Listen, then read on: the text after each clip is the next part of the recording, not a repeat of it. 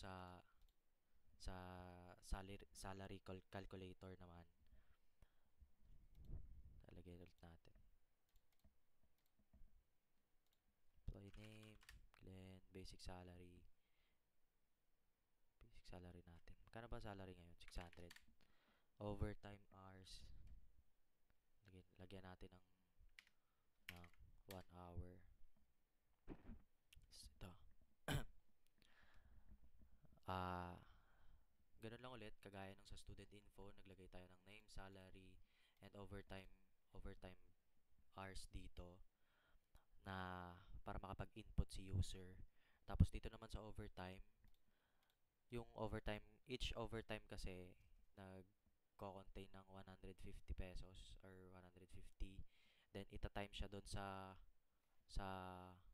OT, which is dun sa i-input ni user. Then dito sa gross salary naman, i i ipagpa-plus lang tong salary, itong salary na kinol dito pati dito sa overtime.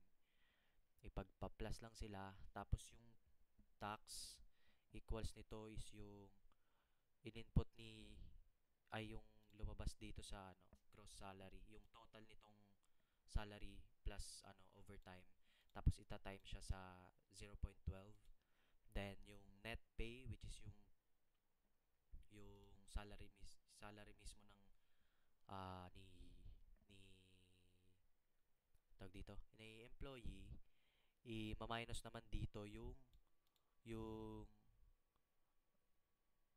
gross salary, tapos yung total dito sa tax, which is yung pinag-times natin yung gross salary tapos yung 0.12. Then ayun, kinol lang ulit natin yung name, tas yung gross salary, which is naka 0.2f. Tapos kinol ulit natin dito yung net salary, which is yung total net pay na ni employee.